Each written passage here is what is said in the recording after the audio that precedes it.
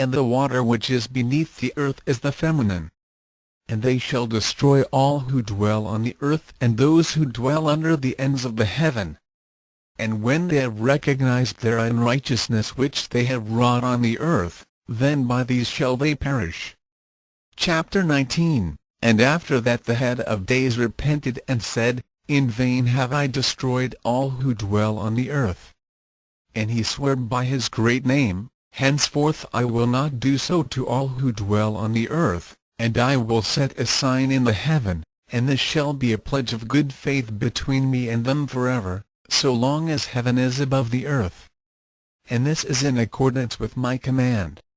When I have desired to take hold of them by the hand of the angels on the day of tribulation and pain because of this, I will cause my chastisement and my wrath to abide upon them, saith Elohim, the Master of spirits. Ye mighty kings who dwell on the earth, ye shall have to behold mine elect one, how he sits on the throne of glory and judges Azazel, and all his associates, and all his hosts in the name of the Master of spirits.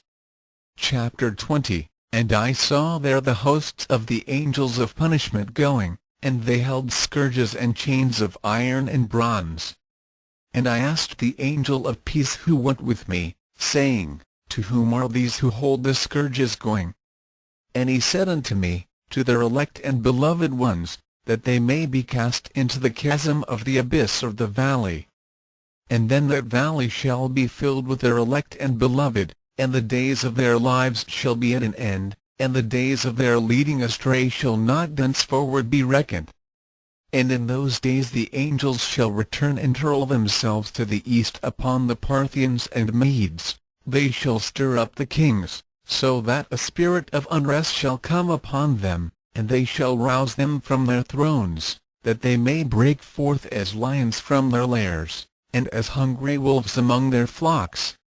And they shall go up and tread under foot the land of his elect ones, and the land of his elect ones shall be before them a threshing floor and a highway, but the city of my righteous shall be a hindrance to their horses, and they shall begin to fight among themselves, and their right hand shall be strong against themselves, and a man shall not know his brother, nor a son his father or his mother, till there be no number of the corpses through their slaughter, and their punishment be not in vain. In those days Sheol shall open its jaws, and they shall be swallowed up therein, and their destruction shall be at an end. Sheol shall devour the sinners in the presence of the elect. Chapter 21. And it came to pass after this that I saw another host of wagons, and men riding thereon, and coming on the winds from the east, and from the west to the south. And the noise of their wagons was heard, and when this turmoil took place the holy ones from heaven remarked it, and the pillars of the earth were moved from their place, and the sound thereof was heard from the one end of heaven to the other, in one day. And they shall all fall down and worship the Master of spirits. And this is the end of the second parable. Chapter 22. And I begin to speak the third parable concerning the righteous and elect. Blessed are ye, ye righteous and elect, for glorious shall be your lot. And the righteous shall be in the light of the sun, and the elect in the light of eternal life. The days of their life shall be unending, and the days of the holy without number. And they shall seek the light and find righteousness with the Master of spirits. There shall be peace to the righteous in the name of the eternal Master.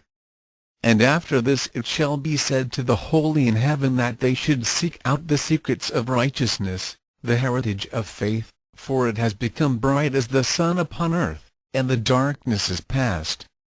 And there shall be a light that never endeth, and to a limited number of days they shall not come, for the darknesses shall first have been destroyed, and the light established before the Master of spirits, and the light of uprightness established forever before the Master of spirits. Chapter 23. In those days mine eyes saw the secrets of the lightnings, and of the lights, and the judgments they execute. Let their judgment and they lighten for a blessing or a curse as the Master of spirits willeth. And there I saw the secrets of the thunder, and how when it resounds above in the heaven, the sound thereof is heard. And he caused me to see the judgments executed on the earth, whether they be for well-being and blessing, or for a curse, according to the word of the Master of Spirits. And after that all the secrets of the lights and lightnings were shown to me, and they lighten for blessing and for satisfying. Chapter 24, a fragment of the Book of Noah. In the year, in the 7th month, on the 14th day of the month in the life of Enoch. In that parable I saw how a mighty quaking made the heaven of heavens to quake, and the host of the Most High, and the angels, 1,000 thousands and 10,000 times 10,000, were disquieted with a great disquiet. And the head of days sat on the throne of his glory, and the angels and the righteous stood around him. And a great trembling seized me, and fear took hold of me, and my loins gave way, and dissolved were my reins, and I fell upon my face. And Michael sent another angel from among the holy ones, and he raised me up, and when he had raised me up my spirit returned. For I had not been able to endure the look of this host, and the commotion and the quaking of the heaven. And Michael said unto me, Why art thou disquieted with such a vision? Until this day last of the day of his mercy. And he hath been merciful and long-suffering towards those who dwell on the earth.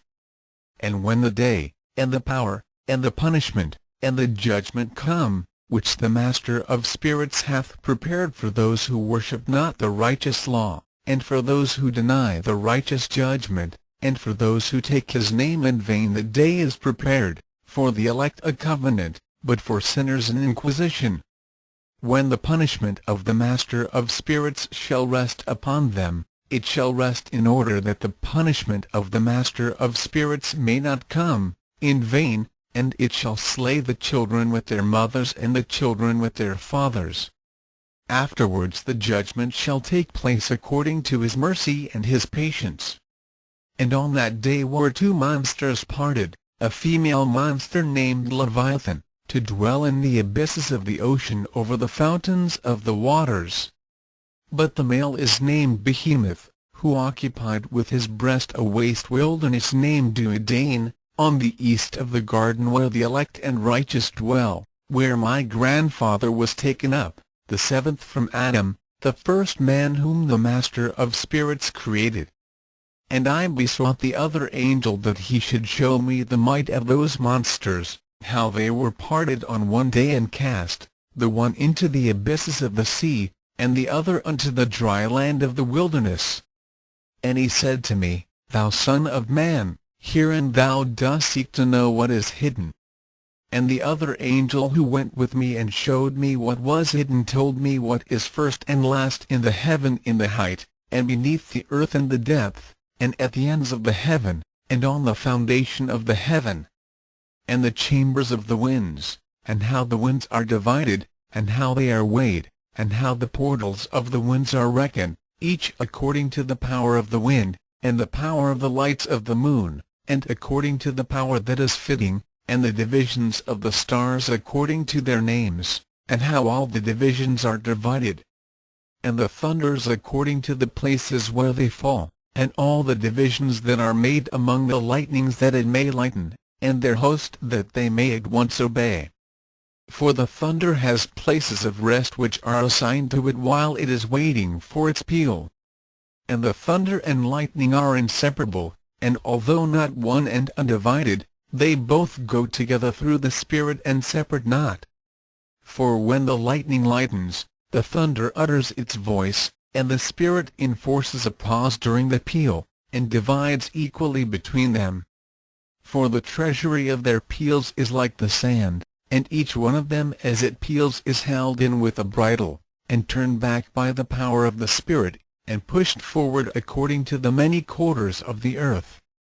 And the spirit of the sea is masculine and strong, and according to the might of his strength he draws it back with a rein, and in like manner it is driven forward and disperses amid all the mountains of the earth. And the spirit of the hoarfrost is his own angel, and the spirit of the hail is a good angel. and the spirit of the snow has forsaken his chambers on account of his strength. There is a special spirit therein,